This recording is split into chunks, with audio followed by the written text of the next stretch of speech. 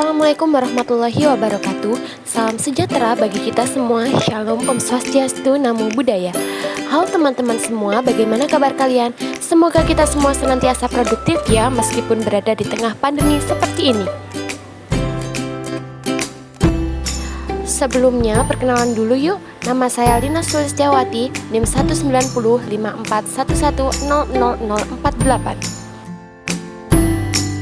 Saya Isnia Farida dengan nomor induk mahasiswa 19054110055. Dan saya Hatta Habibullah Anhar, NIM 1905411000071. Kami adalah mahasiswa aktif di Prodi Psikologi, Fakultas Ilmu Sosial dan Ilmu Budaya, Universitas Trunojoyo Madura, yang mendapat tugas akhir mata kuliah perilaku konsumen untuk melakukan wawancara pada UMKM yang dianggap sukses menjalankan usahanya.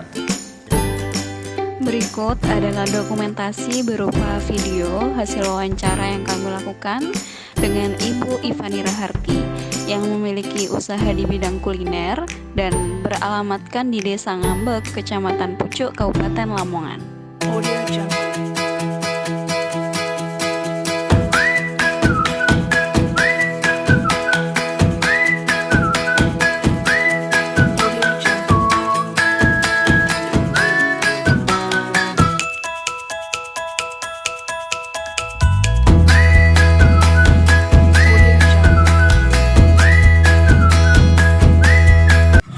Assalamualaikum warahmatullahi wabarakatuh. Oh, gini. Sebelumnya kita mau perkenalkan dulu ya Mbak. Saya sendiri Lina Sulistiawati, kemudian ada rekan saya Isnia Farida, dan ada juga rekan kami di belakang layar, Hatta Habibullah Anhar. Kita mahasiswa aktif dari Universitas Trunojoyo Madura, Prodi Psikologi, Fakultas Ilmu Sosial dan Ilmu Budaya. Di sini kita mendapatkan tugas salah satu mata kuliah, yaitu perilaku konsumen, untuk melakukan wawancara dengan UMKM yang dari standarnya dari menengah ke bawah, tapi kita anggap berhasil dan sukses gitu. Sebelumnya kita perkenalkan dulu sama narasumber kita. Mbak, boleh perkenalkan diri? Nama saya Ivani Raharti. Ya, bisa diceritakan gitu Mbak, awal mula dari produknya Mbak sendiri itu seperti apa? Yang melatar belakangnya Mbak kok mengambil bisnis ini itu apa gitu? Pertama kan, ini kalau awalnya kan belum ada kerjaan suami saya. Nggak bisa jawab Mbak ya? Kau ya? Kan jarang ada kerjaan sama sekali. Terus Mariono daftar ikut mertua saya tentang Surabaya Mbak. Terus kok katanya kok penuh, nggak ada kerjaan gitu. Terus nyoba, ayo nyoba dodolan ya mas, nang rumah. Terus nyoba nang teras Mbak. Terus Mariono ya lumayan lah. Terus 3 bulan ke depanan lah ibu, kita nyoba jual di perempatan sini. Terus ya alhamdulillah omset pertama 18.000. Terus hari kedua itu sekitar 180-an. Terus seterusnya ya alhamdulillah. Terus nyoba buka telon Sumularan gitu, sampun. Kawetan Pasar Sumularan.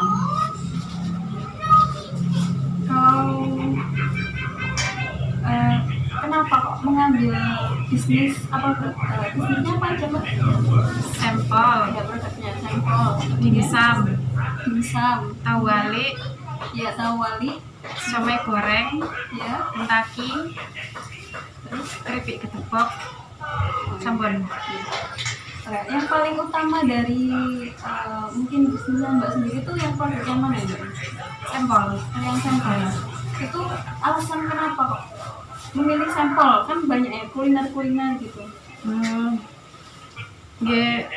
Pertama saya iso sendiriku. Oh iya, gitu. Iya, kemudian Terus pertama iso niku, terus kok nyoba menu lainnya, alhamdulillah dados dalane.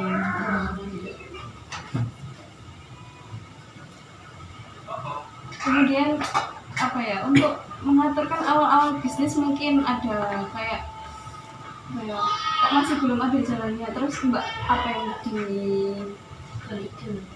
Pertama, ya itu aku nyoba bikin kuis di Facebook kalian WhatsApp.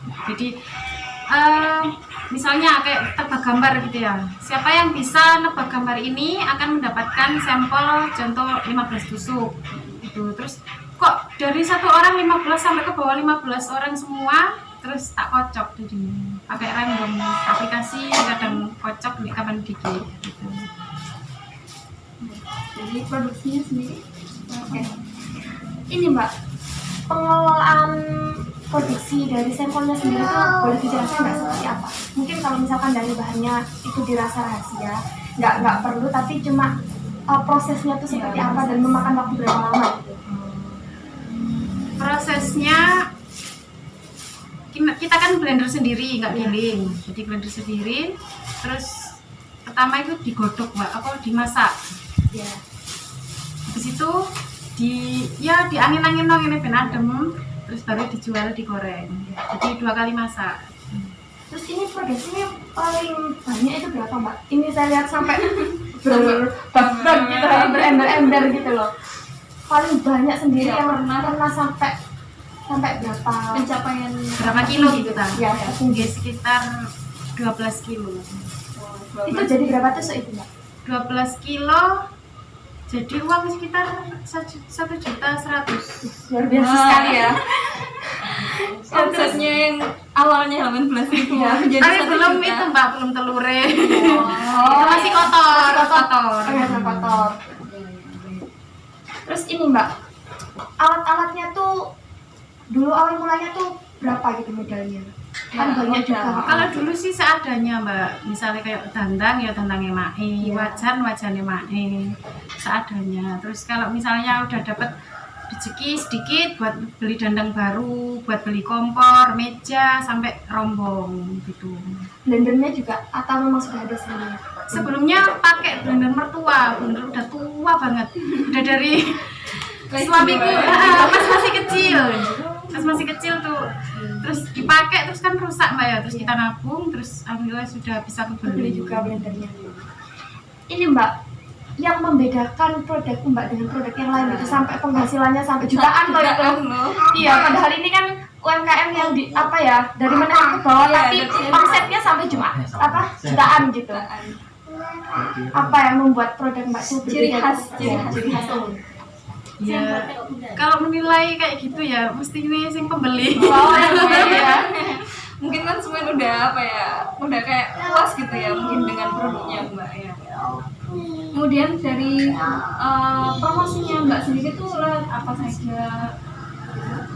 Saya lebih aktif di Facebook dan WhatsApp, jadi saya promosinya lewat situ. Terus kemudian kalau ada pelanggan dari Facebook itu bagaimana cara menghubungi Mbak atau mungkin pesannya ke Mbak itu seperti apa? Biasanya kan saya cantumkan nomor WhatsApp, terus dia langsung japri saya. Kan kita ada sistem delivery order. Jika kalau agak misalnya agak sepi Mbak ya, kita buka delivery order. Tapi ini misalnya kok wis rame kan, dine kok iki delivery ngenteni kene sibuk ladeni, kok dine kok malah keter. Terus ada nggak Mbak kayak konsumen yang seperti apa yang menjadi targetnya Mbak, atau ya udahlah semuanya kayak gitu, atau ada target khusus dari produknya Mbak? Sama semua. Mungkin kayak gini loh, misalkan kan kayak usaha properti kayak yang punya perumahan gitu kan, kadang kan salesnya kan sering tuh ya ada judgement ke ininya, wah ini kayaknya penampilannya bagus gitu, atau kayak kriteria orang, wah ini orang kelihatannya pelit deh gitu, nggak mungkin kalau dia beli, nggak ada seperti itu. Oh berarti Sama semua. promosi ke semua orang gitu Semua ya? orang. Meskipun beli 1.000 ya tetap kita layani. Mungkin karena pelayanan dari hati itu Iya. tadi ya, makanya Omsetnya jutaan. ya. Tapi jutaan itu maksimal, mesti Yang paling tinggi. tertinggi, nggak setiap hari seperti itu, paling seminggu sekali, seminggu 2 kali gitu. Ada nggak Mbak yang beli itu cuma satu kali ya udah besoknya udah nggak beli lagi gitu? Kalau setahu saya ya alhamdulillah kalau udah beli ya beli Kembali lagi. lagi tuh. Belum ada berarti yang cuma beli sekali terus besokannya udah nggak kembali lagi gitu. Insya Allah belum ada. Belum ada. Berarti puas ya? Iya. Sebenarnya puas nih. Puas. Pernah nggak kayak gini? Kayak ada arisan atau pengajian mungkin terus ibunya tuh promosi ke mungkin ya arisannya tadi gitu atau Nggak pernah. nggak pernah? Dulu pas masih cara ngono merintis lho, Mbak ya. Iku dulu ku pernah pas ada pengajian Ya. iku aku nyuruh orang jadi tak goreng di rumah terus tak wadai plastik terus dijual di situ. Gitu doang. Nggak pernah sampai kayak Mbak sampean tuku ini nggak pernah. Oh, nggak pernah. Jadi mungkin dari omongan satu ke itu ya Bu ya kayak Insya Allah gitu. dari mulut satu ke mulut yang lain kan lebih apa testimoninya gitu Iya. ya. Iya, jadi pernah gitu apa gini, misalkan promosi ya ke salah satu misalnya daerah mana gitu ya, belum terlalu mengenal gitu. Terus akhirnya berbondong-bondong dari desa situ semua tuh berlangganan sama Mbak gitu, pernah ada yang seperti itu? Dia pernah. Iya. Dia pernah ada yang cerita orang Pucuk, maksudnya rumahnya di sana Tahu ya. kan pas ngabuburit terus jalan-jalan masuk ke desa-desa terus "Loh, kok rame di sana Mbak ya?" Terus nyoba beli sampel terus akhirnya jadi langganan tiap minggu. Iya. Dan membawa konsumen lain gitu Mbak. Maksudnya Kalau dia ngajak teman-temannya kah atau keluarganya beli sampel di sini enak. Iya, iya ada seperti itu. Oh, memang puas. Oh ya Mbak, tadi kelupaan. Mungkin dasarnya mungkin Mbak suka masak atau mungkin Mbak itu punya teman apa gitu pernah sekolah makanya terjun ke kuliner ini? Dulu saya SMK memang jurusan tata boga. Oh, Memang sudah passionnya. ya, sudah ada gitu makanya. Mungkin tangannya udah ahli. Iya. Makanya omset sama kita. Ya sama-sama belajar. Nanti juga ahli sendiri. Sering kayak latihan gitu Mbak ya jadinya. Ya, bener ya. Terus ini Mbak, pernah nggak menanyakan ke konsumen yang sudah pernah membeli tentang produk ini kurangnya apa sih gitu, kelebihannya apa? Jadi kayak mungkin Menerima saran di Iya pernah. Kadang malah konsumen aku tak suruh iku Mbak, tak suruh komplain misalnya kayak kasinan utawa kok pas ngurape kurang rata kan kadang ono atos sampai sing gembuk. Malah misalnya kalau dapat komplain malah kita lebih senang. Jadi kan kita kan bisa memperbaiki rasa dan tekstur itu. berarti kayak ada respon gitu ya Bu ya antara balik gitu. ini Mbak, jadi kalau misalkan misal ada tuh pelanggan kan biasanya tuh yang omongannya sengak gitu, istilahnya sengak gitu. Duh, gak enak, nggak usah beli di sini gitu. Responnya dari Mbak itu gimana? Ada nggak pelanggan? Memang pernah. Itu biasanya karena faktor. Biasanya karena antri, terus dia kan nggak sabar nih Mbak ya. Terus, mas kesuwen Mbak. Terus, mangan sampel lah kok ini sampai antri nih. Yes, tak senyumin aja nih. Wong namanya juga antri, kita juga harus mau lah ya. Wong terus ya kadang ya ngambek terus nggak jadi beli, nggak apa-apa. Padahal antri Belum itu kan rezeki. iya. Berarti antri itu kan tandanya apa ya? Kayak enak gitu ya Iya. produknya. Berarti kan rela antri-antri ya karena ada kenikmatan tersendiri itu tadi ya. Terus ini Mbak, hambatan tuh yang paling membuat Mbak sampai kayak drop terus pengen yang paling parah gitu, yang mungkin sampai membuat Mbak pengen berhenti dari produk ini. Pernah seperti itu atau enggak? Dulu memang pernah, karena pas baru-baru jualan itu kan cuma pakai meja ya Mbak, pas di perapatan itu. Terus kayak dede lagi buka terus hujan. Jadi kan sampai kompor-kompor aku dibawa di gelenang nisor meja ngono. Terus sampai gak usah mas tutul mas, ayo penggawean liya. Pernah memang kayak patah semangat gitu. Terus tapi ya alhamdulillah saling menguatkan. Berarti support system itu Iya, ya. pasti. Tadi sudah dijelaskan ya itu apa pendapatannya dari awal yang cuma 18.000 sampai jutaan. Kemudian ini ada nggak Mbak inovasi? Maksudnya apa sekarang tuh mau pengen mengembangkan apa lagi gitu kan, sampelnya sudah berhasil, terus merambah lagi ke itu tadi apa, keripik gedebok, kemudian dimsum, kemudian tahu lale dan lain sebagainya. Sekarang mau ada mengembangkan inovasi lagi nggak? Kalau saya pengen apa ya, kayak mendirikan frozen food gitu loh Mbak. Tapi mau kecil-kecilan dulu. Jadi kalau frozen food kan harus BPOM ya. Iya. Nah kita mau titip-titipkan dulu ke toko-toko kecil dulu. Kalau insya Allah udah punya modal, insya Allah. Kalau menjawab insya Allah muka gitu. Insya Allah kita BPOM ya. Sudah, Pak. Sudah.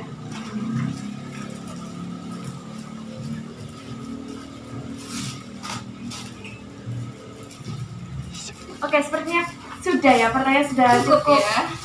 Maksudnya sudah bisa diambil itu. Intinya kan kesabaran memang harus itu.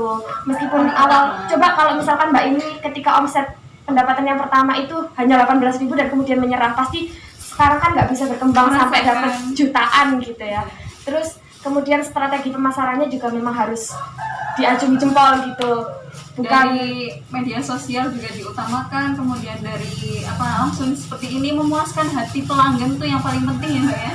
dan juga itu juga meskipun awalnya kelihatannya kayak rugi ya yang bikin kuis itu tadi terus effort tapi itu kan kemudian membuat pelanggan kan tahu gitu gimana rasanya dari Mbak ini dan akhirnya ketagihan meskipun nggak dapat secara gratis kan akhirnya juga kembali lagi ke sini karena rasanya memang enak gitu. Itu saja saya rasa cukup. Terima kasih ya Mbak atas kesediaan meluangkan waktunya untuk wawancara. Kami pamit undur diri. Terima kasih atas perhatiannya. Wassalamualaikum warahmatullahi wabarakatuh.